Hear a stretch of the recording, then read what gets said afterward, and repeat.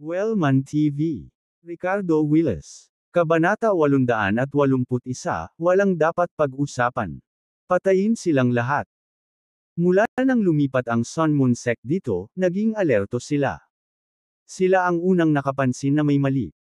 Ang kapangyarihan ng buong sekta ay agad na pinakilos. Sa sandaling ito, napansin din ng mga kakilakilabot na miyembro ng pamilyang Reclusive Willis, na hindi kalayuan sa Sun Moon Isle, ang babala sa isla. Habang pinapanood ang mga paputok na sumasabog sa kalangitan, si Amos, ang gumaganap na pinuno ng pamilyang Reclusive Willis, ay nag-activate ng lumilipad na talisman ng espada gamit ang kanyang tunay na enerhiya at mabilis na naglakbay sa dagat. Nag-iba agad ang ekspresyon niya. Natuklasan na tayo ng Sun Moon Sect. Kung ganoon, hindi na kailangan pang magtago. Dali, patayin mo ang daan papunta sa isla. Huwag iwang buhay ang sinuman mula sa Sun Moon Sect. Sa kanyang malakas na sigaw, ang makapangyarihang miyembro ng Reclusive Willis family, na lumalangoy sa dagat, ay isa-isang lumabas at mabilis na umabant sa tubig. Ang kanilang lakas ay mula sa hindi bababa sa antas ng Golden Core at mas mataas. Nag-charge sila pasulong sa hindi kapani-paniwalang bilis. Sa kabilang panig, sa Sun Moon Isle, ang pamilyang Reclusive Willis ay lumapit mula sa hilaga. Karamihan sa mga eksperto sa Golden Core at mas mataas mula sa Sun Moon Sect ay nagtipon sa hilagang direksyon, naghahanda para sa labanan. Ang nakababatang henerasyon at mga pamilya sa ibaba ng core formation ay umatras patungo sa gitna ng isla. Sabi nga sa kasabihan, kapag bumagsak ang langit, may sapat na matangkad para hawakan ito. Sa sandaling ito, si Yin Tai Chi Chester, ang acting sect master na naiwan sa isla, ay mabilis na dumating kasama ang ilang mga dalubhasang eksperto mula sa Sun Moon Isle sa isang courtyard sa gitna ng isla. Nasa tabi niya si Fiona, isang dalaga. Sa looban, naninirahan sina Emmanuel at Cara, kasama si Mason at ang kanyang mga nasasakupan. Kasama rito sina Emerson at Noah, na itinuring na mga iginagalang na panauhin bilang mga kamag-anak ng young master na si Ricardo. Mr. Lowe, Mrs. Lowe, parang may lumalapit na mga di-friendly na bisita. Mapapanatiling ligtas ka rito. Ang Sun Moon Sect ay hindi magsisikap sa pagprotekta sa iyo, mataimtim na sinabi ni Chester kina Emmanuel at Cara. Inabot niya at marahang hinawakan ang ulo ni Nora. Nora, siguraduhin mong hindi ka gumagala at manatiling malapit sa mga matatanda, intindihin mo. Oh, nakuha ko. Masuner ang tumanggo si Nora. Napangiti si Chester. Noong una, sinadya niyang iwanan ang isang nascent soul peak elder dito para protektahan ang mga kamag-anak ni Ricardo. Gayunpaman, sa sandaling iyon, nakita niya ang isang figure na nakasuot ng itim na balabal na lumapag sa labas ng patio, na nagpawi sa kaisipang iyon. With Vinny Sr. here, everything should be fine. Bukod dito, ang mga kamag-anak ni Ricardo ay isa ring puwersa na dapat isaalang-alang, na maihahambing sa nascent soul peak expert tulad ni Summer at ang mga miyembro ng Lachi Fire Security Group. Bukod pa rito, hindi alam ang lakas ni Miss Lowe, ang asawa ng young master. Pagkatapos magbigay ng ilang tagubilin, hindi nang ahas si Chester na magantala at mabilis na tinungo ang hilagang baybayin ng Sun Moon Isle. Sa katunayan, ito ang mga tao mula sa pamilyang Reclusive Willis. Si Amos, ang padre de pamilya ng Reclusive Willis family, at ilang elder ang talagang dumating. Narito sila para sa isang mapagpasyang labanan sa ating Sun Moon Sect, hindi ba? Wala nang masasabi pa. Patayin sila. Ang kaaway ay pag-alit, walang ganap na posibilidad ng negosasyon. Sa pagkakataong ito, dumating ang Reclusive Willis family na may layuning sakupin ang isla at lipulin ang Sun Moon Sect. Ang kapaligiran ay napuno ng isang pagpatay na layunin. Alam na alam ng Sun Moon Sect ang puot ng kanilang mga kalaban. Sa sandaling magkita ang dalawang panig, halos walang nasayang na mga salita habang sila ay agad na nakibahagi sa isang matinding labanan. Alam ng lahat na ito ay isang labanan ng buhay at kamatayan. Amos, narito ka ba upang hanapin ang kamatayan, ikaw bastard? Hahaha. Pagkarating ni Chester, pinamunuan niya si Amos, nakakasama lang ng ilan sa pinakamalakas na miyembro ng kanyang pamilya. Sa harap nila, isang grupo ng nagtatanggol na mga disipulo mula sa Sun Moon Sect ay nakahiga na walang buhay. Namula ang mga mata ni Chester, na nangakong ipaghihiganti ang mga kapwa alagad. Naparito ako upang hugasan ang iyong Sun Moon Sect sa dugo. Kayong mga magnanakaw ng Sun Moon Sect, sa tingin ba ninyo ay kaya ninyong hawakan ang islang ito? Ngayon ang araw ng pagbagsak ng Sun Moon Sect mo. Atake. Ipinahayag ni Amos na may mabangis na layunin. Sa sumunod na sandali, nagkasagupaan ang dalawa. Ang makapangyarihang mga kaalyado sa bawat panig ay nakibahagi rin sa isang matinding labanan. Ang salungatan ay tila tumaas mula pa sa simula, na umabot sa isang puting mainit na intensity. Lumakas ang truth chi, patuloy na kumikislap ang kinang ng mga kasanayan sa militar, at umalangaw ang dumadagandong na dagandong. Ang labanan sa pagitan ng mga magsasaka, lalo na sa antas na ito ng labanan, ay naging sanhi ng pagbabago ng kulay ng langit at lupa. Sa looban sa gitna ng isla. Nang marinig ang sigaw ng labanan sa labas at naramdaman ang matinding pagbabago-bago ng enerhiya, naramdaman ni Emmanuel at ng iba pang nakaistasyon doon ang kanilang puso. Habang nagpapatuloy ang labanan, naramdaman ng lahat na unti-unting lumalalim ang labanan sa isla mula sa hilaga ng Sun Moon Isle. Tila dahadaw pa rin ang paksayo ng Sun Moon Isle, na nagpapahintulot sa labanan na kumalat sa loob. Hindi nakakagulat, talaga. Bagamat ang kabuuang lakas ng Sun Moon Isle ay hindi mas mahina kaysa sa Reclusive Willis family, ang Reclusive Willis family ay naghanda ng maaga, na pinakilos ang halos lahat ng kanilang pangunahing puwersa upang ilunsad ang pag-ataking ito. Bukod dito, gumamit sila ng ilang makapangyarihang divine weapons. Sa kabilang banda, kahit na nakabantay ang Sun Moon Sect, imposible para sa lahat ng malalakas nilang miyembro na magbigay ng agarang suporta sa hilaga ng Sun Moon Isle. Imposibleng mag-react ng ganoon kabilis.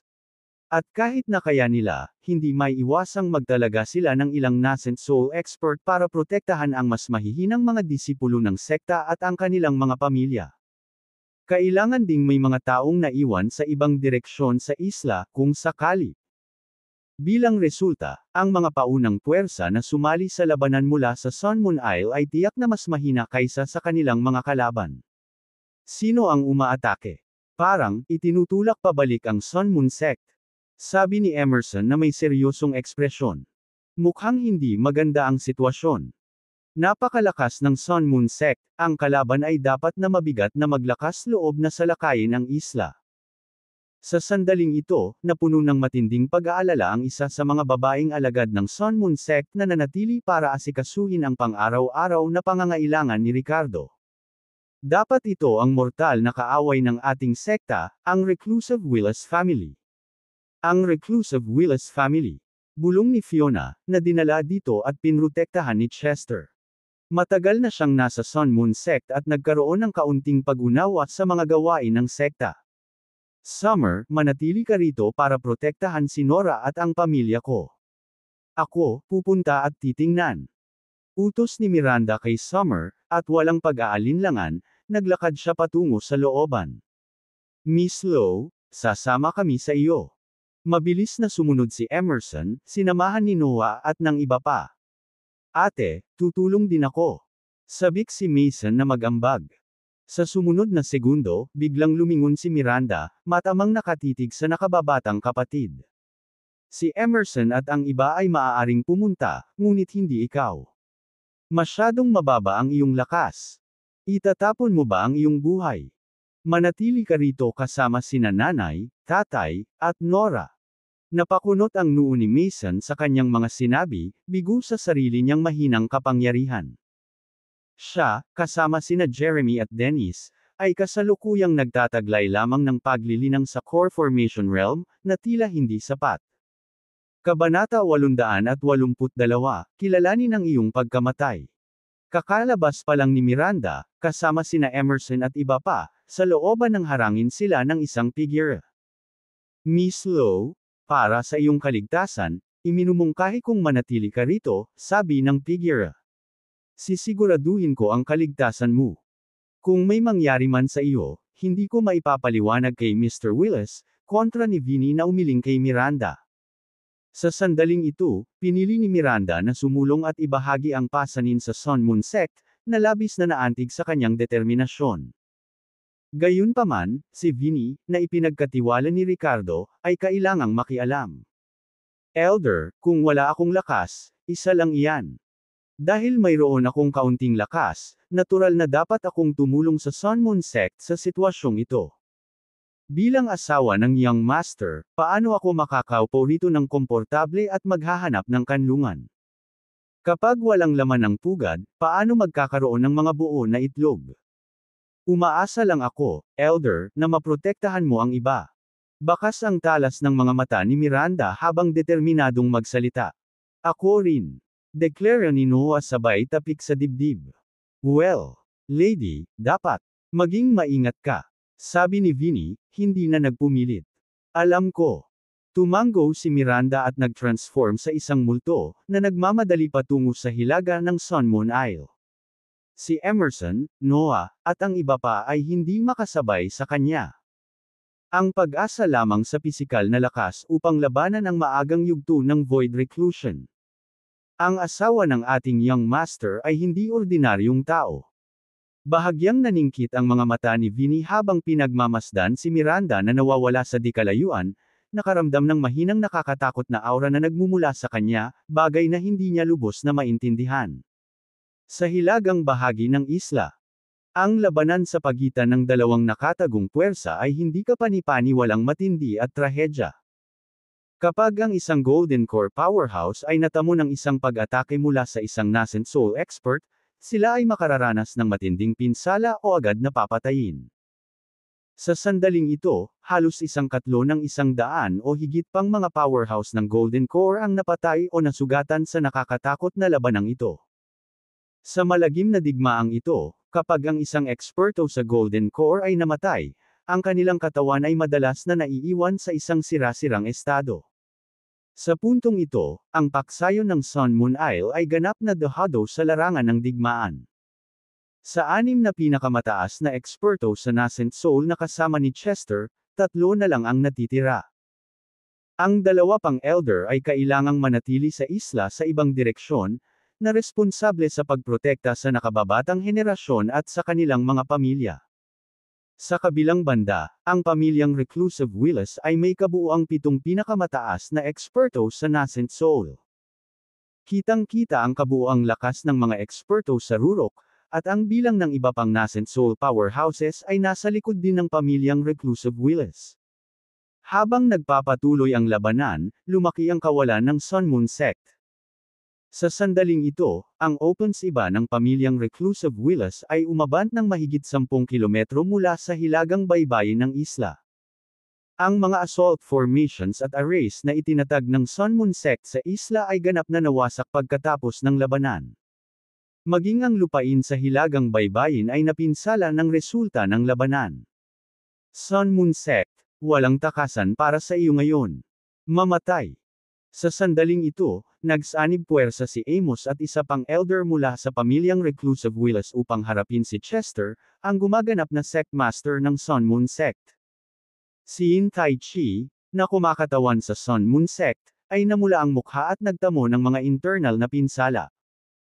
Sa pagharap sa presyon ng pakikipaglaban sa dalawang kalaban sa parehong antas ng paglilinang, siya ay nasa ilalim ng matinding stress.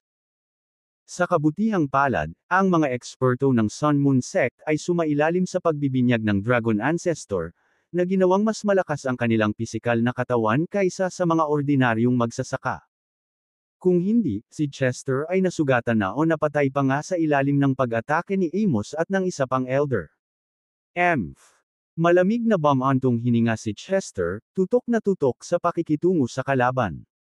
Wala siyang balak makipagtalo sa mga ito sa sandaling ito. Napakaseryoso ng ekspresyon niya. At hindi lamang sa kanya, ngunit ang sitwasyon ay hindi rin favorable para sa iba pang 3 pinakamataas na eksperto sa Nascent Soul mula sa Sun Moon Sect. Bukod kay Silas, ang iba pang 4 na huling yugto ng Nascent Soul Cultivator ng Reclusive Willis family ay nakipag-away sa 3 tao, na naging imposible para sa kanilang tatlo na maglaan ng anumang atensyon para sa iba sa larangan ng digmaan. Kaya, isang napakapanganib na eksena ang naganap. Si Silas, ang pinakamataas na dalubhasa sa Nascent Soul, ay nagawang makalaya at walang ingat na naniningil sa iba pang matataas na miyembro ng Sun Moon Sect. Hahaha, tikman mo ang palad ko. Tumawa ng malakas si Silas at hinampas ng palad ang isang miyembro ng Sun Moon Sect sa early stage Nascent Soul Realm. Sa susunod na segundo, ang tao ay agad na nagdere ng dugo at lumipad pabalik, na nasugatan ng husto sa paglapag. Boom! Kaagad pagkatapos, sumugod si Silas at naghatid ng isang sipa. Ang maagang yugto ng Nascent Soul Cultivator ay agad na nahulog sa lugar. Ito ay isang piraso ng cake para sa isang late-stage pick expert na makipaglaban sa isang early-stage cultivator, ilang segundo lang para patayin sila. Kahit na ang mga disipulo ng Sun Moon Sect, na nakatanggap ng patnubay ng Dragon Ancestor, ay hindi makayanan ang napakalaking pagkakaiba sa lakas. Hindi lahat ay maaaring maging isang freak na may kakayahang hamunin ang mga kalaban sa mas mataas na antas. Sino ang susunod? Hahaha. Nagpatuloy sa pagpatay si Silas, na tila tuwang-tuwa habang tumatawa siya ng malakas. Gayunpaman, sa sandaling iyon. Swish! Isang pulang dugong letigo ang biglang lumitaw na parang out of nowhere. Ang matalim na momentum ng letigo ay palm unit sa espasyo, na nag-iwan ng itim na lamat sa likuran nito. Biglang nagbago ang ekspresyon ni Silas. Ang tunay na enerhiya ay lumakas sa kanyang kanang kamay habang siya ay likas na inabot upang kunin ang letigo na anino. Basag! Sa susunod na sandali, na sinabayan ng paputok na tunog ng letigo na tumatama sa laman, ang Blood Siphon Demon Whip ay malakas na hinampas ang kamay at braso ni Silas. Tumalsik agad ang dugo. Ungol ni Silas, marahas na umatras ang kanyang figure habang inilalayo ang sarili sa salarin. Isang matinding sakit ang kumalat sa kanyang katawan mula sa kanyang kamay at braso. Nanginginig ang puso ng Nascent Soul expert na ito. Sa sandaling ito, nabasag na ang kanang kamay ni Silas sa base, na patuloy na tumutulo ang dugo. Nakikita pa nga ng isa ang mga buto sa loob ng palad niya. Ang lugar na tinamaan ng letigo ay nasira at nakakakilabot pagmasdan. Ang nag-iisang pilikmata ay walang kahirap-hirap na bumagsak sa kanyang depensa. Hindi maisip kung ano ang kahihinatnan kung tumama ito sa kanyang leeg o iba pang mahahalagang bahagi. Nanghina ang mga mag-aaral ni Silas nang masulyapan niya ang isang nakamamanghang figura, agad na nagbago ang kanyang mukha. Ang dumating para patayin siya, may iba pa kayang iba kundi si Miranda. Ang susunod mong kalaban ay ako. Matanda kang aso. Mamatay. Tumingin si Miranda kay Silas, ang kanyang magagandang mata ay puno ng matinding hangarin sa pagpatay. Para sa taong ito na halos naging sanhi ng pagkamatay ng kanyang ina noong nakaraan, ang puso ng CEO Goddess ay puno ng puot. Kapag nagtagpo ang mga kaaway, umuusok ang inggit. Miranda. Tinitigan ni Silas ang magandang babae sa harapan niya, ngunit hindi niya maiwasang makaramdam ng pagdududa at pagkabalisa. Asawa ni Ricardo, paano mabilis na umunlad ang kanyang lakas? Ang lakas ng hampas ng letigo na iyon ngayon lang ay kinilig siya. Ang intensity ng pag-atake nito ay maihahambing sa isang early stage na Void Reclusion Cultivator, na direktang pinupunit ang kanyang tunay na enerhiya na nagpo-protekta. Saglit, bakas ng gulat ang mukha ni Silas. Natatakot. Malamig na tumikim si Mason, puno ng kalupitan at panunuya ang kanyang magagandang mata. Para bang may kung anong instinct sa kaloob-looban niya ang nagising. Patayin. Nagpakawala siya ng mahinang sigaw, at ang Blood Siphon Demon Whip ay bumaril pasulong na parang makamandag na ahas. Kabanata 883, ang Malalang Espada. Sa sandaling ito, hindi lang sina Miranda, Emerson, Noah, at ang iba pang 11 individual ang sumama sa larangan ng digmaan. Nang hindi napansin ng sinuman, may nakatayong figure sa tuktok ng isang gusali sa kalaliman ng isla. Sa ilalim ng takip ng gabi, itinago ng figurang ito ang kanilang aura, halos walang putol na humahalo sa kadiliman. Ang kanilang madilim na mga mata ay sumulyap sa hilaga, na nagpapakitang walang intensyon na direktang makialam sa patuloy na labanan. Sa halip, tulad ng isang makamandag na ahas, iniskan nila ang buong isla, naghahanap ng isang bagay na hindi kilala. Sa kabilang banda, nanatiling alerto si Vinny, na nagbabantay sa looban.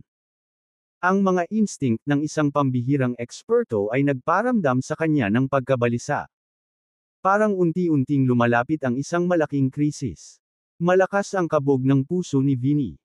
Nasa bingit na siya ng Fragmentation Void Realm, kulang na lang ng Epiphany para masira. Ngunit bigla siyang nakaramdam ng ganito. Para hindi ako mapalagay, maaaring ang pagdating ng Reclusive Willis family sa pagkakataong ito ay may kasamang Fragmentation Void Expert. Mukhang malabong mangyari iyon. Ang Reclusive Willis family ay tiyak na walang ganoong mga individual. Maaaring gumawa ng aksyon ang Ancient Willis family. Pero hindi ba sila natatakot sa parusa ng Order Warden? Ang mga eksperto ba sa Fragmentation Void ay napakawalang ingat sa kanilang buhay? Tahimik na nagmumuni-muni si Vinny, lalo pang naninigas ang kanyang diwa. Sa una, napagtanto niya ang bumababang sitwasyon ng Sun Moon Sect sa mga frontline. Sinadya niyang personal na makialam. Gayunpaman, sa sandaling ito, inalis niya ang kaisipang iyon at nanatiling matatag na binabantayan ng looban kung saan naroon si Ricardo at ang kanyang mga kamag-anak.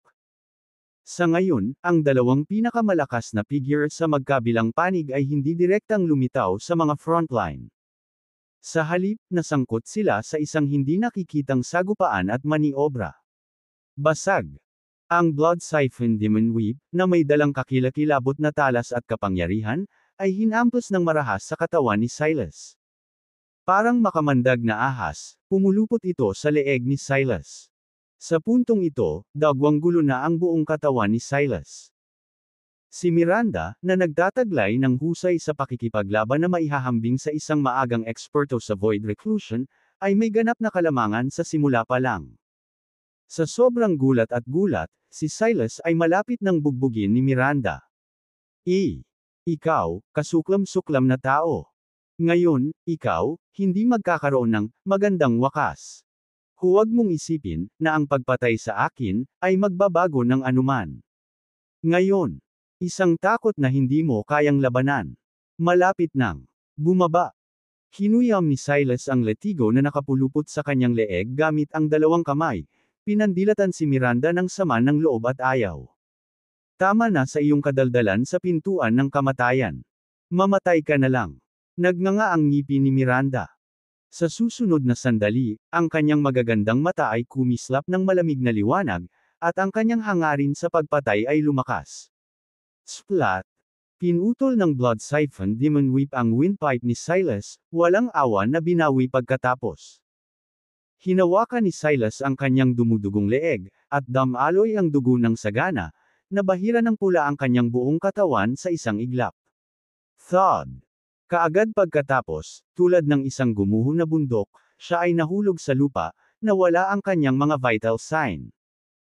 Napatay ang kanyang kalaban, ang mga mata ni Miranda ay kumikinang sa isang malabong lilang liwanag, na parabang kinikimkim ang isang pahiwatig ng pagnanasa sa dugo at kalupitan.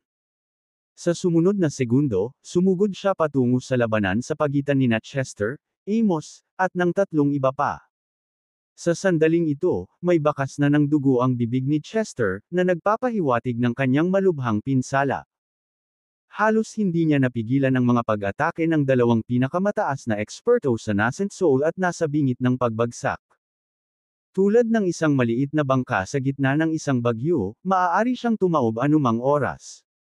Swish! Sa sandaling iyon, lumitaw ang isang anino ng letigo, humahampas kay Amos. Nagbago ang mukha ni Amos, at mabilis niyang itinuro ang kanyang espada, na orihinal na nakatutok kay Chester, upang harangan ang pag-atake. Klang! Sabayan pa ng tunog ng nagsasalpukan na ginto at bakal, na paatras si Amos, pumutok ang bibig ng tigre. Namamanhid ang buong kanang braso niya dahil sa impact. Swish! Ang isa pang hampas ng letigo, muli na pinipilit pabalik si Jensen Wills, na nasa huling yugto ng Nascent Soul Realm. Miss Lowe. Tumigil si Chester, nakatingin sa asawa ng young master na nasa harapan niya, bakas ang pagtataka.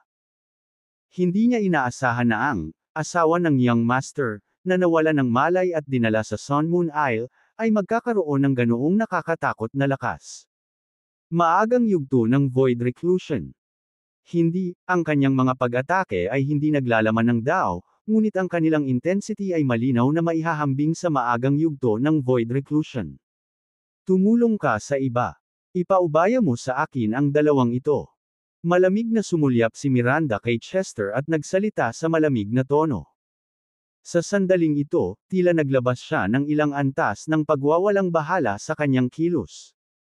Ang orihinal na Miranda, kahit nalikas na malamig, ay hindi ganito. Ngayon, nagkaroon ng malamig na aura na nagmumula sa kanya. Magaling. Sa harap ng mga tagubilin ng asawa ng young master, na ito, si Chester, ang proxy sect leader at Pick Nasen soul expert, ay nag-alinlangan sandali ngunit hindi siya nang ahas na suwayan siya. Tumanggaw siya at nagmamadaling pumunta sa ibang larangan ng digmaan.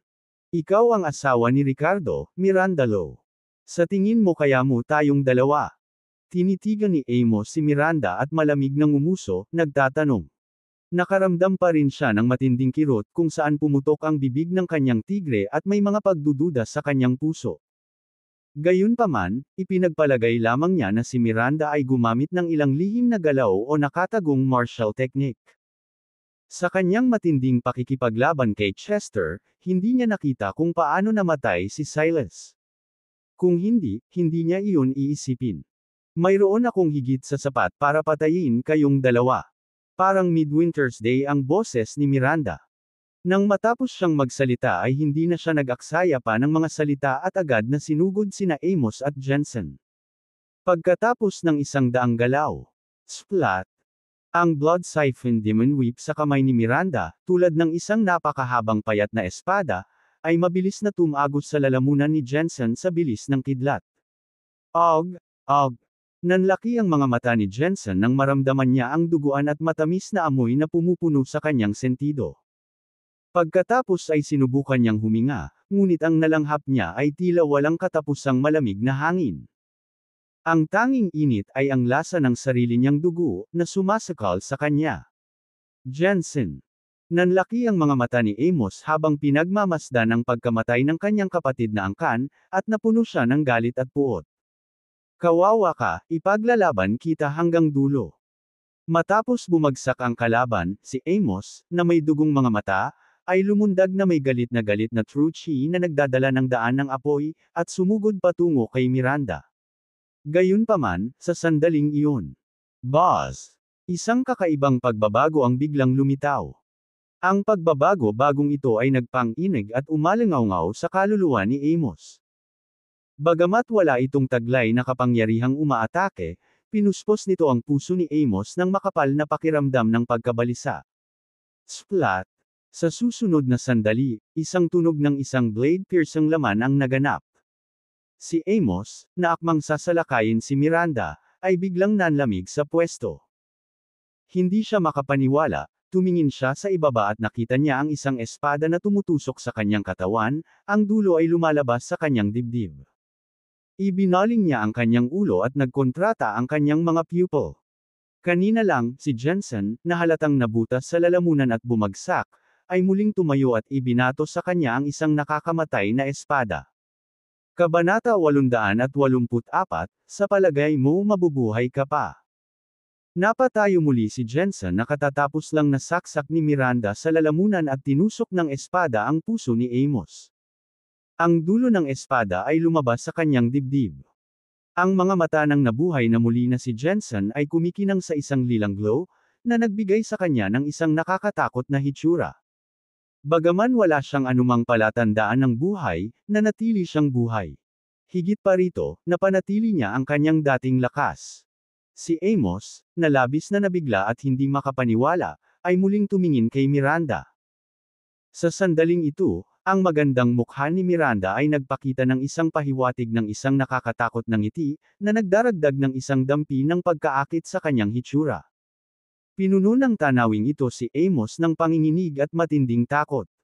Bigla niyang napagtanto na ang lilang kumikinang sa mga mata ni Miranda ay walang pinagkaiba sa nabuhay na muli na si Jensen. Ito ay, ikaw, sabi ni Amos, nakaawang ang bibig.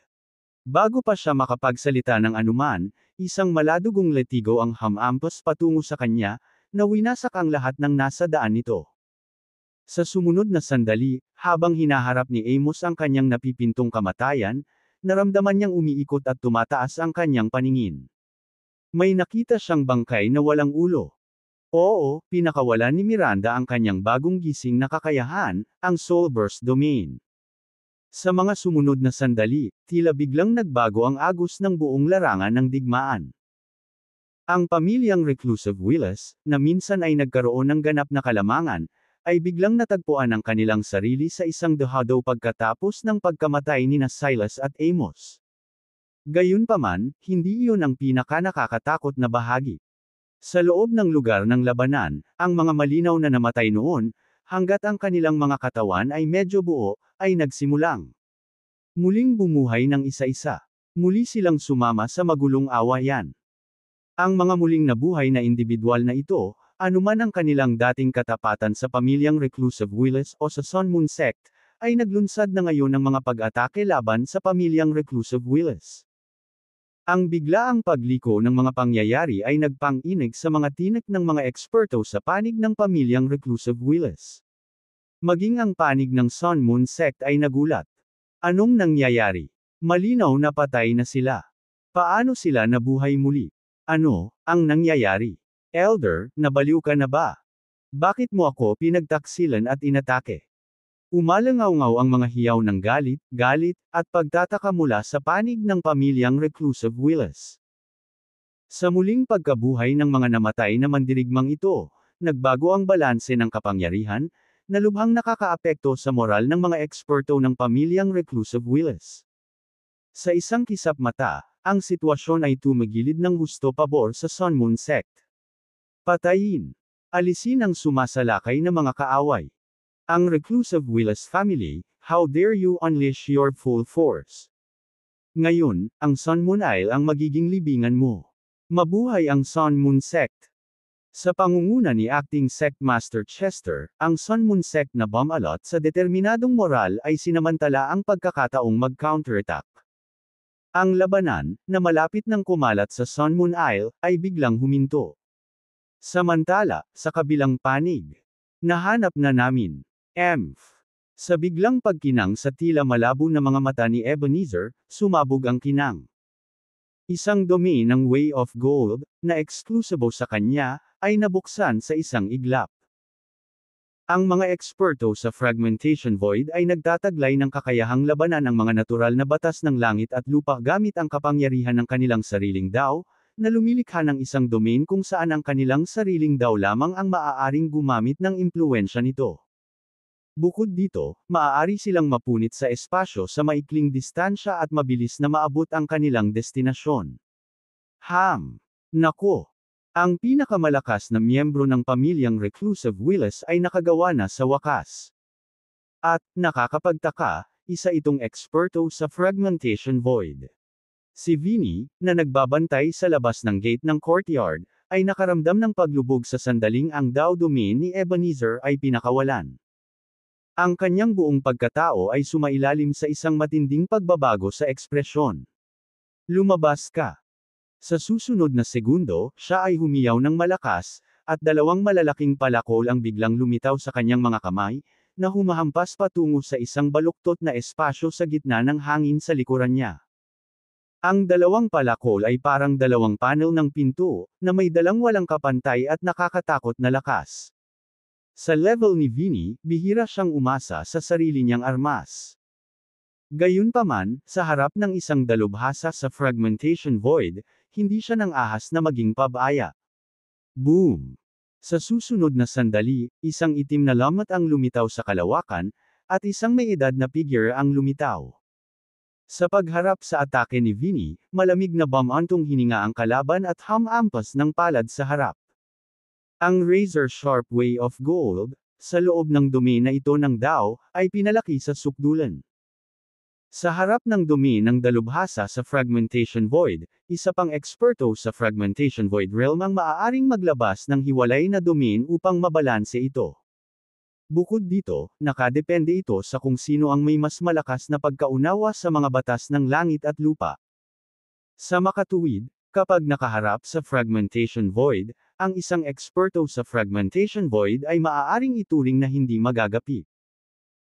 Upang magbigay ng isang halimbawa, kahit na ang isang tao ay nagtataglay ng isang espesyal at malakas na pagkakahawak sa DAO, hanggat hindi pa sila nakalusot sa fragmentation void realm at nagtataglay ng isang domain ng DAO, ang kanilang espesyal at hindi magagapi na kapangyarihan ng DAO ay magiging walang silbi. Sa loob ng domain ng dalubhasa sa fragmentation void. Kahit na ang kalaban, itong fragmentation void expert, ay nakahawak lamang sa pinakakaraniwang 5 elements DAO. Kaya sa sandaling ito, walang pagtutol si Vinny sa harap ni Ebenezer. Kahit na siya ay nasa tuktok ng void reclusion sa bandang huli, kalahating hakbang lamang ang layo mula sa fragmentation void realm, ang agwat sa pagitan ng dalawang panig ay parang langit at lupa. Dati, si Ernie, ang pinuno ng Broken Pulse sect, sa unang bahagi lamang ng fragmentation void at nang hindi naglalabas ng domain ng DAO, ay nagawang masaktan ng husto si Vinny sa isang welga. Hindi banggitin na ngayon ay nahaharap siya sa isang mas malakas na presensya na nagpakawala ng isang domain at umabot sa kalagitnaan ng yugto ng fragmentation void. Sa isang matunog na tunog, si Vinny, na inilapat ang kanyang buong lakas, ay direktang pinalipad ni Ebenezer na may mahinang hampas ng palad. Ang kanyang mga kamay ay nabasag sa mga buko, at sa paglapag, siya ay samuka ng isang subo ng dugo. Isang void reclusion lang ang nangangahas na pigilan ako. Ikaw si Vinny, ang tanging natitirang eksperto ng Sun Moon Sect in void reclusion, tama ba? Pagkalapag, si Ebenezer ay tumingin ng walang pakialam sa looban at malamig at nakakatakot na nagsalita. Ang kanyang mga salita ay nagdadala ng isang pahiwatig ng paghamak at isang pagpatay na layunin. Kabanata 885, Fragmentation Void, ang Fall of Sun Moon Isle. Sa kalagitnaan ng yugto ng Fragmentation Void, ikaw ay mula sa Ancient Willis family. Hindi ka ba natatakot sa parusa mula sa Order Warden? Tinitigan ni Vinny si Ebenezer, nakaramdam ng biglaang pagtibok ng puso. Hindi siguradong tanong niya. Naisip niya na sa paglalakbay na ito ng pamilyang reclusive Willis, maaaring mayroong isang nakatagong napakalakas na eksperto. Ngunit hindi niya inaasahan na ito ay mula sa fragmentation void realm. Ang paglinang sa fragmentation void realm ay isang napakahirap at pambihirang tagumpay. Gayunpaman, ang makapangyarihang individual na ito ay handang ipagsapalaran ang kanilang buhay ng ganito. Natatakot. Ako, isang matanda, wala na masyadong oras. Ano ang dapat ikatakot? Kung kaya kong ipagpalit ang aking buhay sa mana sa katawan ng kahalili, sulit ito.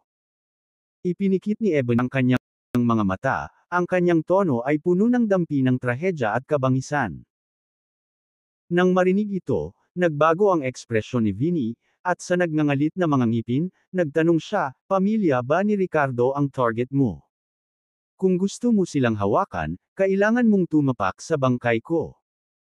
Nang matapos siyang magsalita, napangisi si Ebenezer, sa tingin mo makakaligtas ka pa ba? Swish! Si Miranda, na nag-uutos sa isang malaking bilang ng mga muling nabuhay, na nilalang upang salakayin ng eksperto mula sa pamilyang reclusive Willis, ay biglang nagbago sa kanyang ekspresyon. Sa kasalukuyang lakas ng kaluluwa ni Miranda, nasakop ng kanyang soulburst domain ang isang lugar na humigit kumulang 30 kilometro.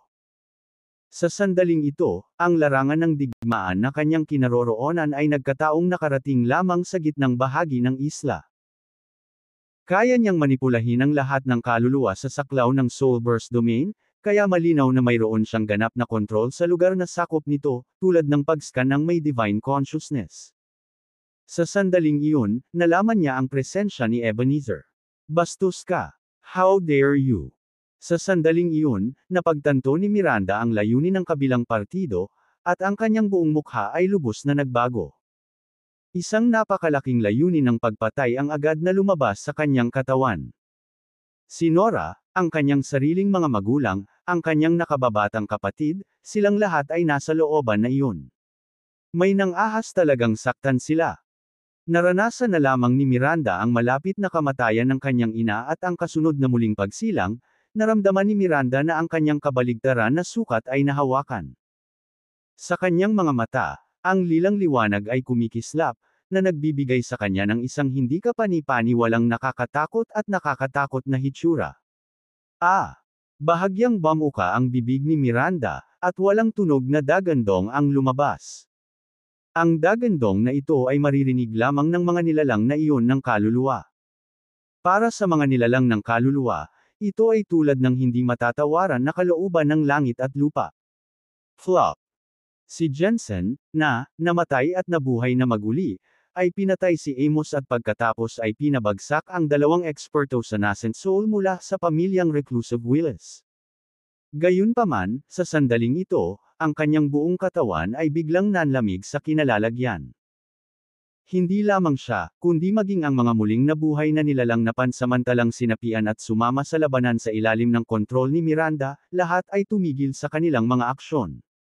Pumalakpak! Pumalakpak! Pumalakpak! Ang mga walang buhay na katawan, na walang suporta sa kaluluwa, ay isa-isang nahulog sa lupa. Sa ilalim ng pagmamanipula ni Miranda, ang mga baluktot na anino ay mabilis na lumipad patungo sa gitna ng isla. Kung may nagmamay-ari ng yin-yang ay sa sandaling ito, walang alinlangan na magugulat sila sa eksenang ito. Para bang nasaksihan ng napakalaking hukbo ng mga undead. Sa gitna ng isla. Boom! Desperado siyang hinampas ni Vinny, ngunit walang kahirap-hirap na sinampal siya ni Ebenezer. Tumalsik ang dugo mula sa kanyang bibig, malubhang nasugatan. Sa rurok ng Void Reclusion late stage, hindi siya kalaban para sa Fragmentation Void mid stage. Walang kabuluhan ang iyong sakripisyo. Wala kang mababago. Nakakaawa. Walang pakialam na tumingin si Ebenezer kay Vinny na nasugatan sa lupa, nanginginig ang ulo na may malungkot na tono. Takasan. Ikaw, tumakbo ka. Nagngangalit ang kanyang mga ngipin, muling tumayo si Vinny at sumigaw sa mga tao sa looban. Sa sandaling ito, hinawakan ni Mason si Nora, habang sina Emmanuel, Cara, at ang iba pa ay may mga ekspresyon ng kawalan ng pag-asa. Nakatayo si Summer sa unahan, ang kanyang ekspresyon ay napakaseryoso. Tumakbo. Paano kaya sila makakatakas? Maging si Vinny, sa peak ng Void Reclusion late stage, ay nadurodge ng kalaban. Makatakas kaya sila sa pagkakahawak ni Ebenezer? Ano? Gusto mo bang isakripisyo ang sarili mo para bigyan sila ng oras para makatakas? Sayang, hindi mo magagawa. Sa pamamagitan ng palad na ito, gagawin kitang abo. Nanunuya si Ebenezer kay Vinny. Sa kanyang lakas, maaari niyang tapusin si Vinny anumang oras. Gayunpaman, alam ni Ebenezer na sa sandaling gumawa siya ng kanyang paglipat, ang Order Warden ay agad na darating para sa kanya. Hindi niya alam kung hanggang kailan siya mabubuhay. Gusto niyang matikman ang kanyang kapangyarihan, na nalampasan ang Void Reclusion, ng kaunti pa. Ang pagkuha sa pamilya at mga mahal sa buhay ni Ricardo ay walang hirap at kasiya siya para sa kanya. Ang pagpapahirap kay Vinny ang tanging kasiyahang makukuha niya sa pagtatagpo na ito, tama ba? Young Master. Wala akong silbi, Vinny. Mapait na ngumiti si Vinny, puno ng kawalan ng pag-asa ang kanyang mga mata. Bilang isang kakilakilabot na presensya sa Fragmentation Void mid-stage, ginawa niya ang kanyang makakaya. Mamatay. Sa sandaling ito, kumikislap ang mga mata ni Ebenezer, handang kumilos at maghatid ng isang nakamamatay na suntok kay Vinny. Bilang isang makapangyarihang nilalang sa Fragmentation Void mid-stage, ang kanyang intuition ay lubhang matalas. Para sa ilang kadahilanan, bahagyang nakaramdam siya ng pagkabalisa. Naisip ni Ebenezer sa kanyang sarili, kakaiba, mayroon bang bagay sa Sun Moon Isle na maaaring magbanta sa kanya? Order Warden, nandito na agad. Paano ito posible? Bagamat hindi niya maisip ang pinagmulan ng pagkabalisa na ito, si Ebenezer ay handa para sa isang mabilis at mapagpasyang labanan. Patayin si Vinny, hulihin ang pamilya at mga mahal sa buhay ni Ricardo, at mabilis na umalis sa lugar na ito. Kung tungkol sa kinalabasan sa pagitan ng reclusive Willis family at ng Sun Moon sect, wala siyang pakialam. Gayunpaman, habang itinataas niya ang kanyang palad, ang kanyang buong katawan ay biglang nanigas sa kinauupuan. Boom! Naramdaman niya ang isang matunog na pagsabog sa kanyang dagat ng kamalayan, na parabang isang bomba ang direktang pinasabog sa kanyang isipan.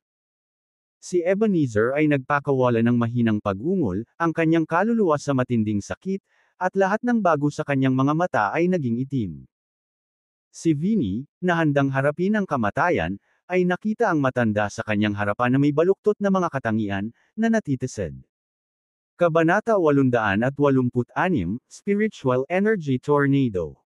At ito lamang ang unang espiritual na katawan, na nagdulot ng epekto sa paligid ng Ebenezer nang ito ay bumukas. Sunod-sunod na espiritual na katawan ang sumabog sa tabi ni Ebenezer, na naging purest soul attack na nakatarget sa kaluluwa ni Ebenezer. Hindi. Nabaluktot ang ekspresyon ng mukha ni Ebenezer, at napasigaw siya sa hindi maisip na sakit. Hawak-hawak ang kanyang ulo, diretsyong bumagsak sa lupa. Ang kanyang kaluluwa ay patuloy na nawasak, na nag-iiwan sa kanya na ganap na walang kapangyarihan upang labanan. Ang ganitong uri ng pag-atake sa antas ng kaluluwa ay tahimik at nakapangingilabot, na umaabot sa isang kakilakilabot na sukdulan. Nanlaki ang mga mata ni Vinny, puno ng pagtataka at kawalan ng katiyakan ang mukha. Anong nangyayari? Matapos ang nakakaalam kung gaano katagal, sa ilalim ng kontrol ni Miranda, ang daan-daang espiritual na katawan, tulad ng mga gamo-gamo sa isang apoy, ay paulit-ulit na naglunsad ng mga pag-atake ng pagpapakamatay laban sa kaluluwa ni Ebenezer. Sa katunayan, nang bumukas ang ika-20 espiritual na katawan, nagkawatak-watik na ang kaluluwa ni Ebenezer. Isang mid-level powerhouse ng fragmentation void generation ang namatay sa ilalim ng soul burst attack ni Miranda. Sa sandaling ito, napanatili pa rin ng may edad na pisikal na katawan ni Ebenezer ang siglang ngunit naging isang walang laman na shell na walang kaluluwa. Kuhanan. Sa sandaling ito, isang nakamamanghang figure ang lumipad ng napakabilis. Mahina niyang sigaw.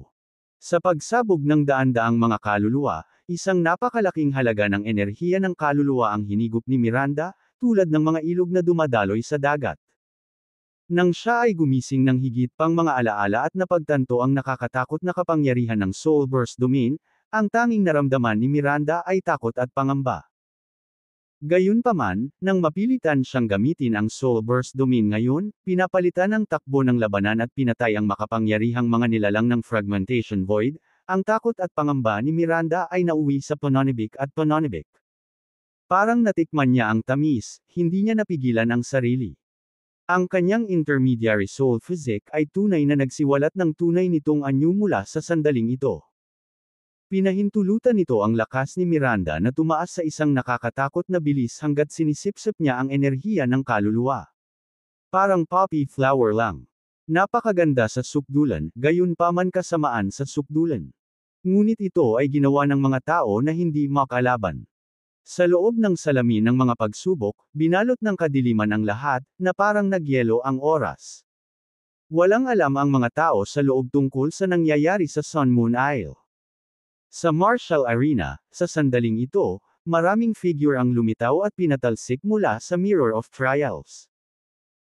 Habang ang panghuling yugto ng kompetisyon ay naging mas matindi at ang maliit na kapaligiran sa mundo sa loob ng Mirror of Trials ay lumala ng sukdulan, ang ilang mga kalahok na itinuturing ang kanilang sarili na hindi pambihirang makapangyarihan ay kusang loob na itinapon ang kanilang boundary talismans at umalis sa Mirror of Trials. Pagkatapos ng lahat, alam ng lahat na ang mas kaunting mga kalahok na natitira sa dulo, mas nakakatakot at nakakamangha ang kanilang lakas. Ang ilang halimaw na mga henyo ay madaling pumatay ng mga kalaban ng parehong antas ng hindi pinagpapawisan.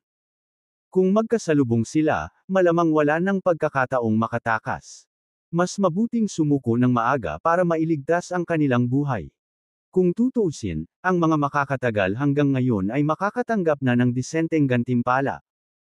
Sa kinatatayuan ng manunood, ang mga mata ni Claudia ay dumaan sa mga lumalabas na kalahok mula sa posisyon ng Heaven Gap sect. Sa titig, hindi malinaw kung may inaasahan o pagkabigo. Ricardo, walang kwentang aso, hindi pa rin lumalabas. Siguro namatay ka doon, tama. Hindi ka sana tumagal hanggang ngayon. Nakakalungkot na ako, Claudia, ay hindi personal na makapaghiganti sa iyo. Sa upuan ng Sun Moon Sect, si Elder Fiery Dragon ay bumantong hininga, ang kanyang mga mata ay puno ng pag-aalala. Hindi masyadong kaaya-aya ang kanyang kutis. Si Win, ang chubby girl, ay nakaupo sa tabi ni Elder Fiery Dragon sa sandaling ito. Ang balita ng pagkamatay ni na Sylvester at Erasmus, ang dalawang henyong nascent soul cultivator, ay ipinadala kay Elder Fiery Dragon. Ang pagkawala ng dalawang prodigy mula sa sekta ay parang isang saksak sa puso ni Elder Fiery Dragon. Young Master, pakiusap, huwag mong hayaang may mangyari sa iyo. Kung talagang masama ang mga bagay, lumabas ka ng maaga. Bulong ni Elder Fiery Dragon sa sarili. Si Win, na may pag-aalalang ekspresyon, ay nagsalita, Elder, sa tingin mo Young Master. Hindi. Manahimik ka. Bago niya matapos ang kanyang pangungusap, sinaway siya ni Elder Fiery Dragon, pinutol ang kanyang mga salita. Samantala, sa upuan ng Broken Pulse Sect, si Sullivan, ang Vice Sect Master, ay may suot na malungkot na ekspresyon nitong mga nakaraang araw, na para bang maaari siyang tumulo ng tubig. Naibigay na sa kanya ang feedback sa loob ng sekta.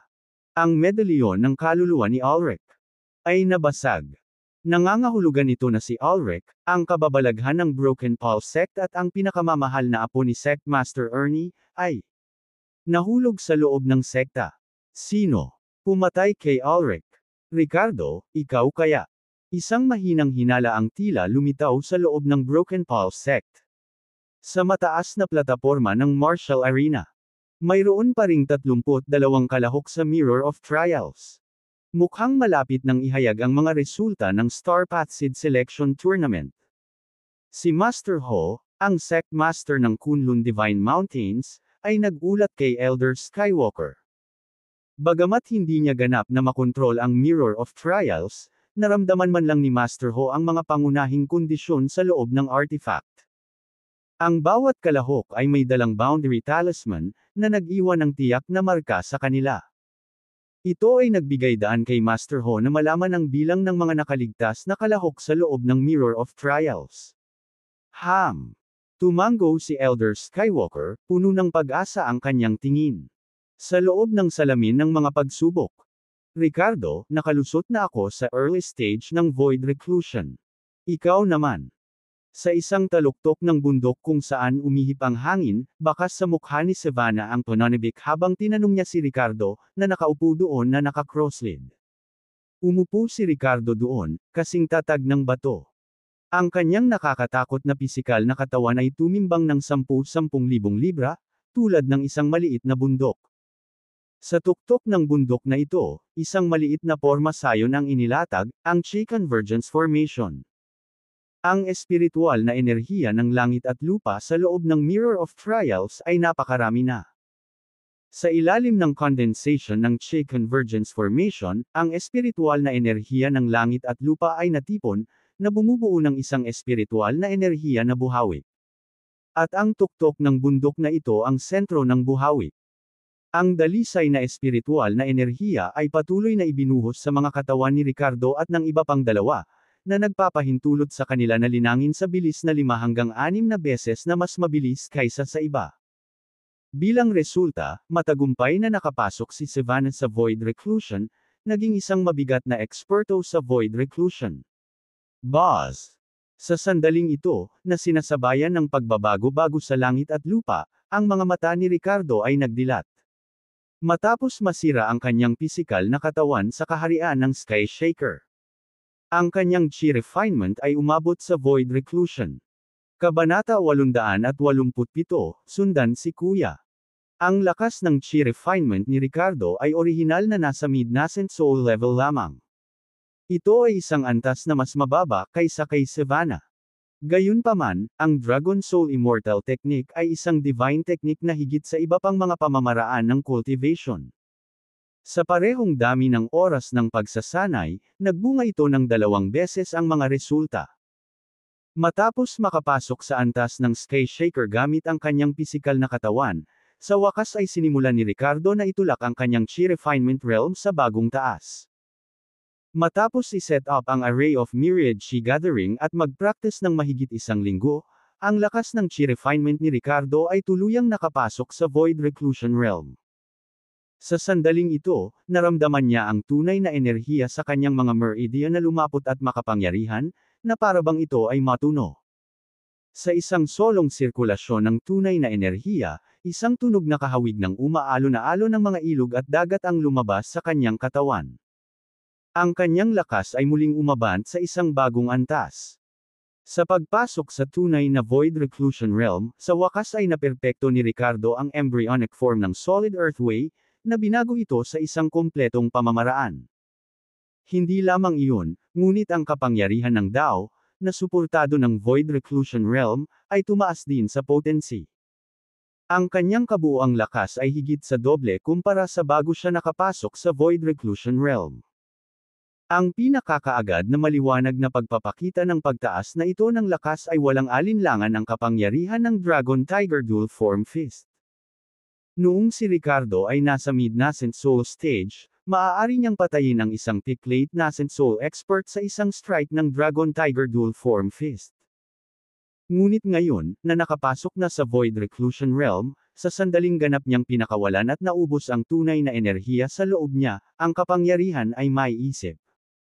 Sa katunayan, nang ang iba ay pumasok sa Void Reclusion Realm, ang pagtaas ng kanilang lakas ay mas kapansin-pansin. Halimbawa, ang kasalukuyang lakas ni Savannah ay higit sa 10 beses na mas malaki kaysa dati. Gayunpaman, ang pagtaas ng lakas ng pakikipaglaban ni Ricardo ay isang maliit na bahagi lamang, lahat dahil ang kanyang pisikal na lakas ay hindi kapani-paniwalang kakilakilabot. Sa makatuwid, hindi siya masyadong umaasa sa lakas ng pagpino ng katawan. Kahit na, ang kasalukuyang Ricardo ay tiyak na crush ang kanyang sarili mula sa isang araw na nakalipas. Sa pag-iisip nito, lumutang ang diwa ni Ricardo, nakaramdam ng matinding pagnanais na subukan ang sarili. Noong nakaraan, ang isang suntok ay madaling makapatay ng isang maagang eksperto sa Void Reclusion. Halos patayin ako ni Violet sa isang suntok, habang buhay akong nagsisisi. So, paano naman ako ngayon? Naisip ni Ricardo sa kanyang sarili, na parabang ang nakapangingilabot na kapangyarihan sa loob niya ay naghahanap ng target na ilalabas at palabasin. Ricardo, nakalusot ka rin sa Void Reclusion Realm. Congratulations! Sa pagkakataong ito, lumapit din si Violet na kanina pa nagsasaka na may masayang ngiti sa labi. Tumango si Ricardo, nakatingin sa dalawang babaeng nasa harapan niya, sinamantala ang nagngangalit na apoy sa bundok na dulot ng malupit na kapaligiran sa malapit. Ang Savannah ay nakapasok na sa Void Reclusion Realm, habang ang lakas ni Violet ay umabot na sa Mid-Void Reclusion Realm. Ang batang babae na ito ay nagdala ng isang away sa dugo at, pagkatapos na makabisado ang daan ng kamatayan na ibinigay sa kanya ni Ricardo, hindi siya kailanman hamina sa kanyang paglilinang. Matapos makapasok sa Void Reclusion Realm, muli siyang umakyat sa isang bagong antas sa loob ng maikling panahon. Dapat sabihin na medyo mababa ang pakiramdam ni Ricardo sa ganoong bilis ng paglilinang. Henyo din ang babaeng ito. Lalo na kapag hinihimok at napipilitan ng puot. Violet, paano kung may friendly match tayo? Nang makitang narating ni Violet ang Mid-Void Reclusion Realm, hindi napigilan ni Ricardo na makaramdam ng pananabik. Ha! Isang laban sa iyo. Well. Sandaling natigilan si Violet sa mungkahi, bakas sa kanyang maselang mukha ang kaba. Gayunpaman, tumango siya bilang pagsang-ayon. Ngunit si Ricardo, nang makita ang kanyang tugon, ay umiling na may mapait na ngiti. Kalimutan mo na. Paano kung sa huli ay masaktan ulit kita? Hehe, kalimutan na natin to. Ngumiti si Violet at nagkibit balikat. To be honest, she didn't really feel the need to spar with Ricardo. Maaaring patayin siya ng lalaking ito sa isang suntok. Kahit na siya ay gumawa ng kaunting pag-unlad sa kanyang lakas, hindi inisip ni Violet na magiging iba ang magiging resulta. Huwag nating kalimutan na gumawa din ng breakthrough si Ricardo, di ba? Nanatili pa rin ang takot ni Violet mula sa huling pagkakataong nasaktan siya ng husto. Spar. Iyon ay mangangailangan ng pagkakaroon ng katulad na lakas, kahit papaano. Bueno, maghahanap ako ng ibang kalahok at susubok ng sarili kong kakayahan. Sana ma-encounter ko yung mga kakaibang individual. Kung hindi, hindi ito magiging kawili-wili. Tumango si Ricardo, isang pahiwatig ng hangarin sa pakikipaglaban na kumikislap sa kanyang mabituing mga mata. Medyo mayabang ang pahayag na iyon. Gayunpaman, hindi inakala ni na Savannah at Violet na nagyayabang lang si Ricardo. Ang nakaraang Ricardo ay madaling makapatay ng isang ordinaryong void reclusion sa maagang yugto ng kalaban sa isang suntok. Hindi mahalaga kung gaano katangi ang iba pang mga kalahok, hindi sila maaaring maging katangi tangi. Huwag nating kalimutan na mula nang makapasok sa Mirror of Trials, dalawa sa mga naunang, star player, ang nahulog sa kamay ni Ricardo. Huwag na nating banggitin si Chase.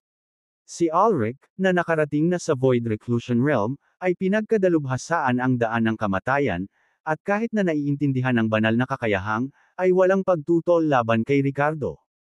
Gayunpaman, maingat pa ring pinaalalahanan siya ni Violet, Ricardo, huwag ka rin masyadong pabaya. Naabot ko na ang kalagitnaan ng Void Reclusion, ngunit walang nakakaalam ng tunay na lawak ng iba pang kalahok sa Mirror of Trials. Ang mga makakarating dito ay bihirang mga henyo. Tumugon si Savannah ng ham at bumantong hininga, hindi ko alam kung hanggang saan ko kaya ang sarili ko. Ricardo, kung hindi dahil sayo, matagal na akong natanggal. Baka hindi pa ako nakaligtas. Sa aking kasalukuyang lakas, ang binhi ng Star Path ay tiyak na hindi ko maabot. Pinag-iisipan ko talaga kung dapat ba akong kusang umalis sa salamin ng mga pagsubok para hindi mabigatan ka. Ang kasalukuyang lakas ni Savannah ay talagang kakilakilabot. Pagkamatay ni Eric, nadala siya sa daan ng yelo at nagawang makabisado ito. Pinagsama sa Way of the Wind, ang lakas ng pakikipaglaban ng Savannah ay tiyak na mas mataas kaysa sa isang ordinaryong Void Reclusion na kalaban sa maagang yugto. Dapat niyang talunin ang isang Void Reclusion mid-stage na kalaban ng walang anumang sorpresa. Pero kahit ganoon, walang gaanong tiwala si Savannah sa sarili. Sa kanyang opinyon, ang kanyang pinakadakilang tungkulin ay maaaring tulungan si Ricardo sa paglalapat ng Wind and Thunder State. Nang marinig ito, tumaas ang isang kilay ni Ricardo at isang matalim at dominanteng tingin ang bumungad sa kanyang mabituing mga mata. Sa sumunod na sandali, sinenyasan niya ang dalawang babae, sundan mo ako. Ha? Saan tayo pupunta? Sabay na bulalas ni Violet at Savannah. Sumunod ka sa akin at patayin natin ang ilang tao. Kapag napatay natin ang iba pang mga kalahok sa Mirror of Trials na ito at 10 tao na lang ang natitira, kayong dalawa ay magiging isa rin sa mga binhi ng Star Path, tama ba? Dahil pareho kayong sumusunod sa kuya mo, paano kita hahayaang magdusa? Hahaha. Malakas na tumawa si Ricardo sa mayabang. May bahid ng kabayanihan ang kanyang tono. Kabanata 888, isang tao sa direksyon na iyan. Nang marinig ang mga salitang ito, sina Savannah at Violet ay nagpalitan ng tingin, ang kanilang magagandang mata ay kumikinang sa pananabik at pasasalamat. Sinisikap ba ni Ricardo na matiyak na mananatili sila hanggang sa wakas? Pinuno nito ang magkabilang babae ng magkahalong pananabik at pagpapahalaga. Pagkatapos ng lahat, ang pagiging miyembro ng Seed of the Star Path ay nangangahulugan ng pagtanggap ng buong pusong paglilinang ng Order Warden Organization. Ang kahalagahan ay lampas sa imahinasyon. Si Savannah, palaging mahilig sa martial, ay may matinding pagnanais para sa lakas at malalim na niyakap ang ideolohiya ng might makes right. Para naman kay Violet, nagtataglay siya ng malalim na sama ng loob at patuloy na nagnanais na maghiganti kay Maximus. Kung walang lakas, anong pag-asa ang paghihiganti? Ngayon na sila ay naging mabigat na mga eksperto sa Void Reclusion, kapag naging miyembro sila ng Seed of the Star Path, ang paghakbang sa Fragmentation Void Realm ay halos isang katiyakan. Ang isang dalubhasa sa Fragmentation Void ay isang rurok na pag-iral kahit na sa mga sinaunang layer. Maraming mga pinuno at panginoon ng mga sinaunang sekta at angkan ang hindi nagtataglay ng lakas ng fragmentation void. Ang mga eksperto sa fragmentation void ay ang mga tagapag-alaga at pinuno ng kani-kanilang mga sekta at angkan. Sumunod, pinalawak ni Ricardo, na sinamahan ng dalawang babae, ang kanyang espiritual na kamalayan sa pinakamataas na saklaw nito at nagsimulang tuklasin ang salamin ng mga pagsubok. Sa sandaling ito, ang ekolohikal na kapaligiran ng buong microworld ay lumala sa isang matinding estado. Ang araw at buwan ay naglaho, na naging sanhi ng halos lahat ng mga halaman ay nawala ng liwanag at nalilanta, na humahantong sa maraming pagkamatay ng mga hayop. Kasabay nito, sunod-sunod na lumitaw ang iba't ibang matinding kababalaghan, unos, pagsabog ng bulkan, lindol, sandstorm, sunog, baha. Kahit na ang mga practitioner, kapag nahaharap sa mga hindi mapaglabanan na kalamidad, ay maaari lamang humingi ng kanlungan. Si Ricardo, puno ng kumpiyansa, ay sabik na gumala sa malupit na microworld na ito, na gustong makahanap ng iba pang kalahok na susubukan ng kanyang mga kakayahan.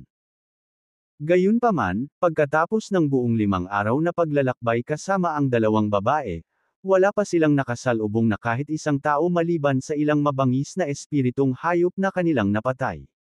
2 araw na ang nakalipas, at wala pa kaming nakikitang tao. Maaaring ang bilang ng mga kalahok sa Mirror of Trials ay nabawasan ng husto. Bulong ni Savannah sa sarili. Hindi imposible. Halos 2 buwan na kami rito, at ang natitirang kalahok ay malamang nakakaunti ang bilang. Mayroong kabuuang 2,000 tao, at ngayon ay malamang na wala pang 1/10 ang natitira. Haka-haka ni Violet. Hindi niya alam na ang hula niya ay malayo sa katotohanan. Sa puntong ito, wala pang 20 kalahok ang natitira sa kabuuan. Sa nakalipas na 5 araw, mahigit 10 tao ang naalis, na binawasan ang bilang mula sa 32 hanggang 18. Sa madaling salita, bukod kay Ricardo at sa kanilang dalawa, 15 tao na lang ang natitira. Hush! Isang tao. Sa sandaling iyon, ang Ricardo, external real estate of spiritual power, ay nagbigay daan sa kanya na makaramdam ng isang bagay. Mabilis niyang sinenyasan sina Savannah at Violet na tumahimik. Kasunod nito, tahimik siyang nagtago sa likod ng isang patay na puno. Samantala, 10 kilometro ang layo, isang grupo ng 9 na tao ang naglalakad sa ilalim ng patnubay ng isang bata, na kamamanghang magandang babae. Biglang nagbago ang ekspresyon ng mukha ng magandang babae, at itinuro niya ang isang direksyon gamit ang malajade niyang daliri. Sa direksyon na iyon, sumunod ka sa akin. Nang bumagsak ang malambing niyang boses, nagmamadaling sumunod ang 8 tao, masunuri na sumusunod sa utos niya. Adele, may mga tao sa direksyon na iyon, tama ba? Sa sandaling ito, ngumiti ang isang lalaki at magalang na nagtanong, na may pahiwatig ng pagsuyo at pagkaasikaso sa kanyang tono. Ang napakagandang babae, walang iba kundi si Adele, isang mahuhusay na kalahok mula sa Pongley Fairy Island. Sa 8 taong kasama niya, 2 rin ang nagmula sa Pongley Fairy Island, habang ang 6 na iba ay kabilang sa iba't ibang sekta. Gayunpaman, sa sandaling ito, lahat sila ay sumunod sa pangunguna ni Adele, sabik na makuha ang kanyang pabor. Kabilang sa mga ito, mayroong kahit na ang mga nagkikimkam ng lihim na motibo kay Adele. Ang lalaking nagsasalita ngayon ay isa sa kanila. Ang kanyang pangalan ay Gary Wagner, mula sa makapangyarihang pamilyang sinaunang MacDonald at ang pamilyang Wagner. Ang kanyang lakas ay umabot na sa huling yugto ng Void Reclusion. Natutunan din niya ang mga advanced na prinsipyo ng 5 Elements Path, True Fire Way, at Sharp Gold Way. Ang kanyang lakas ay nakakatakot na abnormal. Kaya naman nagkaroon siya ng kumpiyansa na ituloy si Adele. Sa buong paglalakbay, si Gary ay nananatiling malapit kay Adele, na labis na matulungin. Ang iba sa grupo ay nakaramdam ng inis sa kanyang pag-uugali, ngunit dahil sa kanyang kakilakilabot na lakas, walang nang ahas na guluhin siya. Hanggat makakapit sila sa mga hita ni na Adele at Gary hanggang sa huli, magiging maayos ang lahat. Ang grupo ay binubuo ng 9 na tao sa kabuuan. Kung mananatiling walang talo sina Adele at Gary, maaari nilang ganap na maalis ang iba pang mga kalahok sa loob ng Mirror of Trials. Maaari din silang magpainit sa kanilang kaluwalhatian at marahil ay makakuha ng mahahalagang lugar sa binhi ng Star Path. May 3 tao. Depende sa sitwasyon, kung may mga individual na may katanggap-tanggap na lakas, maaari naming isaalang-alang ang pagkuha ng isa pa. Siyempre, kung hindi nila alam ang lugar nila, pwede na natin silang tanggalin. Bahagyang tumango si Adele at tinugon si Gary. Sa kanyang napakagandang mukha, may bahid ng kawalang interes at pakiramdam ng karapatan. Hey, hindi na kailangang kumuha ng kahit na sino. Sa palagay ko, dapat na lang natin silang alisin ng direkta. Sa isang mapang asar ng ngiti, ipinahayag ni Gary ang kanyang pangingibabaw. Sa kanyang mga mata, siya at si Adele, kasama ang 7 mid-stage na void reclusion expert sa kanilang tabi, ay hindi na magagapi. Hindi na kailangang mag-recruit ng ibang tao. Maghintay ka lang. Hindi tayo dapat masyadong kampante. Sa pagkakaalam ko, si Leland ay nasa loob pa rin ng Mirror of Trials, at ang kanyang lakas ay umabot na rin sa huling yugto ng void reclusion. Higit pa rito, pinagkadalubhasaan niya ang mahiwaga at hindi mahuhulaan na mga prinsipyo ng spatial na pagmamanipula at naunawaan ang mga prinsipyo ng Earth at Fire ng 5 Elements Path. Siya ay isang mabigat na kalaban. Kung sasamahan siya ng isang grupo ng mga makapangyarihang eksperto, hindi tiyak ang ating tagumpay. Sa sitwasyong ito, magiging kapaki-pakinabang ang pag-recruit ng ibang tao at makakuha ng higit na lakas. Pagkatapos ng lahat, walang nakaligtas sa salamin ng mga pagsubok sa pamamagitan ng pagiging mahina. Sa pagkakataong ito, nagsalita pa si Adele. Lumipat ang tingin niya sa isang katabi niya. Ang taong ito ang nagbigay sa kanya ng impormasyon tungkol kay Leland. Nasaksihan ng taong ito ang mga aksyon ni Leland mula sa malayo, habang pinatay niya ang isa pang henyo sa huling yugto ng Void Reclusion, gamit ang kapangyarihan ng spatial na pagmamanipula at 2 pang prinsipyo. Salamat sa mabilis na pagtakas ng taong ito, nagawa nilang maiwasan ang isang mapaminsalang kapalaran. Ang individual ay nakatayong matangkad, nakasuot ng mga balat ng hayop, na nagpapakita ng isang pahiwatig ng kabangisan. Nakapagtataka, si Cecil, ang dating humiwalay sa Ricardo. Gayunpaman, maliwanag na may mababang posisyon si Cecil sa loob ng pangkat na ito. Habang naglalakbay ang grupo, naiwan siya sa pinakalikod. Kabanata 889, ang pagkikitang muli ni Cecil. Kung tutuusin, sa kakayahan nina Adele at Gary, kahit makaharap nila si Leland, it would be a piece of cake to defeat him. Hindi na namin babanggitan si Gary. Adele, natutunan mo na ang kompletong 5 Elements Path, kasama ang Greater Unity Path. Maaaring isama ng Greater Unity Path ang 5 Elements Path, na nagpapakawala ng hindi masusukat na lakas ng labanan. Naglakas loob akong sabihin na sa loob ng Mirror of Trials, walang makakapigil sa atin. Sa sandaling ito, isa pang disipulo ng Panglay Fairy Island na nagngangalang Matt Harper ang tumunog, sinusubukang purihin sila, Tumango si Gary bilang pagsang-ayon. Lumingon si Matt kay Cecil, na nakatayo sa likuran nila at nagtanong, itinuro siya, Cecil, ano sa palagay mo? Nawala sa pag-iisip si Cecil at hindi agad nakasagot. 3 tao. For some reason, may pumasok na figure sa isip ni Cecil. Napakalakas ng tao, at hindi sigurado si Cecil kung nasa Mirror of Trials pa rin sila.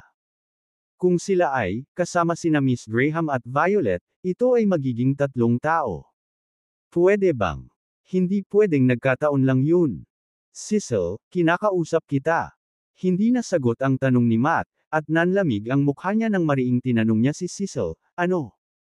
Sa tingin mo hindi si Adele at Gary ang pinakamalakas?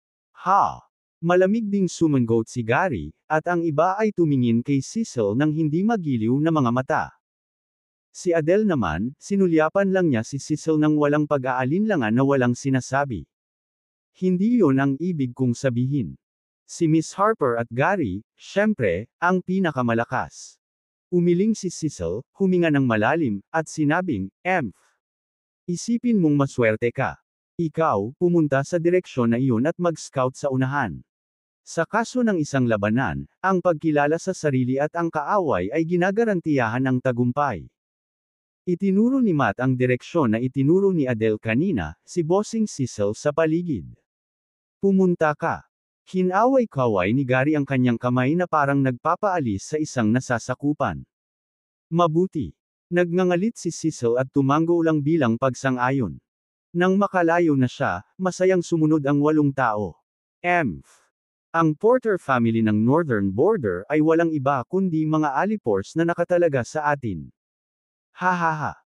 Ang Porter family ng Northern Border, isa sa 4 na sinaunang kapangyarihan kasama ang Panglay Ferry Island, Tian Shan Sect, at Kunlun Divine Mountains, ay walang espesyal. Naglakas loob silang ikumpara ang kanilang sarili sa Panglay Ferry Island. Eksakto. Sa tingin ko, mas maganda pa ang pamilya Wagner. Si Gary ay isang henyo. Baka bumangon ang sinaunang pamilyang Wagner dahil sa kanya. Si Matt at ang ilang mga nambobola ay natuwa kay Adele at Gary, na may suot na mga ekspresyon. Lahat sila ay mga mid-level na eksperto sa void reclusion, ngunit pagdating sa pambobola, tila wala silang pag-aalinlangan. Ang mga magsasaka ay mga tao rin, at ang pambobola ay matatagpuan sa lahat ng dako. At sa daigdig ng paglilinang, nanag ang batas ng gubat, kung saan naghari ang malakas. Natural lamang sa mahihina na iyuko ang kanilang mga ulo sa malalakas. Ang mga kandidatong ito na umabot sa mid-level ng void reclusion ay hahangaang mga henyo kung sila ay ilalagay sa labas. Gayunpaman, ngayon, upang kumapit kina Adele at Gary, sundan sila hanggang sa dulo, at kahit na makakuha ng pwesto para sa binhi ng Star Path, anong pinsala ang naruroon sa pagpuri sa kanila ng kaunti? Hehe. Ang Porter family ng Northern Border ay talagang walang espesyal. Hindi ko alam kung makakaapekto ba ang aking pagbangon sa pamilya. Ngayon, ang tanging alalahanin ko ay ang buong pusong tulungan si Adele na maabot ang dulo at maging binhi ng Star Path. Mahinang sambit ni Gary, iniangat ang ulo para tingnan si Adele ng may malalim na pagmamahal. Nag-iwas ng tingin si Adele at bahagyang tumango. Bagamat pinananatili niya ang isang cool na kilos at hindi tahasang tinanggap si Gary, ang kanyang iba't ibang pagkaasikaso at taos-pusong mga galaw sa daan ay nakapukaw na ng ilang pagmamahal kay Adele. Kung tutuusin, kitang-kita ang talento at potensyal ni Gary, at hindi maiwasan ni Adele ang paggalang sa kanya. Kung isa sa alang-alang nila ang mga kaedad nila, tiyak na isa si Gary sa iilan na makakapantay sa kanya. Sa kanyang walang humpay na pagsisikap na pasayahin siya, si Adele ay nagsimulang masway. Samantala, sa kabila, lumapit si Cecil sa direksyon na ipinahiwatig ni Adele kanina, may bahid ng hinanakit at pagkadismaya, na sobrang maingat. Ang pagmamanman ay walang alinlangan na isang mapanganib na gawain. Kung nakatagpo sila ng ibang kalahok, madali silang maalis. Gayunpaman, hindi nang ahas si Cecil na salungatin ang mga intensyon ni Gary, dahil kung hindi lamang ang iba pang mga kalahok kundi si Gary at ang kanyang grupo ay maaaring pumatay sa kanya. Sana ang 3 individual na ito ay hindi masyadong malakas. Napaisip si Cecil sa sarili. Ngunit sa pagkakataong iyon, biglang kumirot ang kanyang anit nang marinig niya ang 3 landing sound. 3 figure ang tumalon pababa mula sa isang malapit na puno at lumitaw sa kanyang harapan. Natigilan ang ekspresyon ni Cecil, halos hindi nag-iwas sa direktang pag-atake. Cecil. Gayunpaman, pagkatapos noon, isang boses na puno ng pagtataka ang tumunog, na nagpayanig kay Cecil sa kanyang kaibuturan. Sa tulong ng ilaw na nagmula sa apoy sa bundok ilang kilometro ang layo, nakilala niya kung sino ang 3 individual. Ricardo. Nahuhulaan ko sa isip ko kung kayong 3 ang magiging kombinasyon. Ikaw talaga. Ito ay kahanga-hanga. Tumingin si Cecil kay Ricardo, at nakaramdam siya ng ginhawa, puno ng kagalakan ang kanyang mukha. Cecil, mag-isa ka ba? Pinagmasdan ni Ricardo si Cecil, hindi masyadong nagulat sa katotohanang naabot na niya ang yugto ng mid-void reclusion. Ako na lang ang natitira. Sa pagbanggit nito, napabuntong hininga si Cecil, ngunit tila hindi siya hilig magsalita tungkol dito. Sa sumunod na sandali, naging seryoso ang kanyang ekspresyon, at naging seryoso ang kanyang tono. Nga pala, Ricardo, kailangan mong tumakbo lahat. Magiging tapat ako sa iyo, talagang nag-scout ako. Sa likod ko, may napakalakas na team. Ang pinuno ay si Adele mula sa Panglay Ferry Island. Bukod sa kanya, mayroong isang lalaki na nagngangalang Gary na hindi mahina, kung sabihin ang hindi bababasa. Sila ay sinamahan ng 6 na iba pang individual sa yugto ng mid-void reclusion. Bilasan mo, baka huli na. Agad na paalala ni Cecil, hininaan niya ang boses. Sa pag-iisip tungkol kay Adele at sa grupo nito sa likuran niya, hindi maiwasan ni Cecil ang pagkabalisa para kay Ricardo at sa iba pa. Cecil, ikaw na maliit na bastos. So, lumalabas na mga kaibigan mo sila. Talagang nilinaw mo ang tungkol sa aming lakas, nagawa mo ang isang mise-en-sceneng trabaho. Kabanata 890, tanggalin ang dalawa, hindi ba sapat? Sa pagtingin sa tunog, napansin ni Ricardo ang isang linya ng 8 tao na nakatayo sa hindi kalayuan sa kanila, malamig na pinagmamasdan ang panig na ito. Sa katunayan, nakita sila ni Ricardo kanina, at ngayon ay tinitigan niya ang kanilang direksyon. Sa unang tingin, bakas sa mukha niya ang kuryusidad. Kung totoo man ang sinabi ni Cecil. Ang 8 individual na ito sa linya ay hindi dapat maliitin sa mga tuntunin ng lakas. 2 sa kanila ay nasa huling yugto ng void reclusion, habang ang natitirang 6 ay nasa kalagitnaan ng yugto ng void reclusion, tama ba? Hindi ba ang magandang babae na nanguna sa kanila ay si Adele mula sa Panglay Ferry Island? Sa sandaling ito, kapwa sina Savannah at Violet, nang makita ang lakas ng 8 individual sa kabilang panig, ay nagpakita ng kaseryosohan sa kanilang mga mukha. Gayunpaman, pagkatapos na sumulyap kay Ricardo sa tabi nila, bahagyang naayos ang kanilang mga emosyon. Pero medyo hindi maganda ang ekspresyon ni Cecil. Matt, itigil mo na ang pagbubuga ng kalokohan. Aaminin kong kilala ko si Ricardo, ngunit hindi ko pinagtaksilan ng sinuman. Napalunok siya ng laway at kinakabahang ipinagtanggol ang sarili.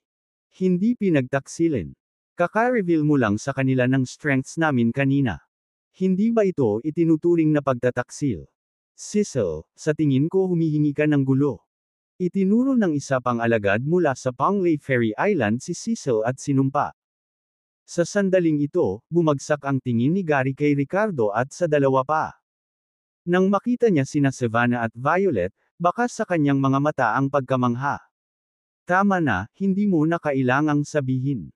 Kahit alam nila ang lakas natin, ano?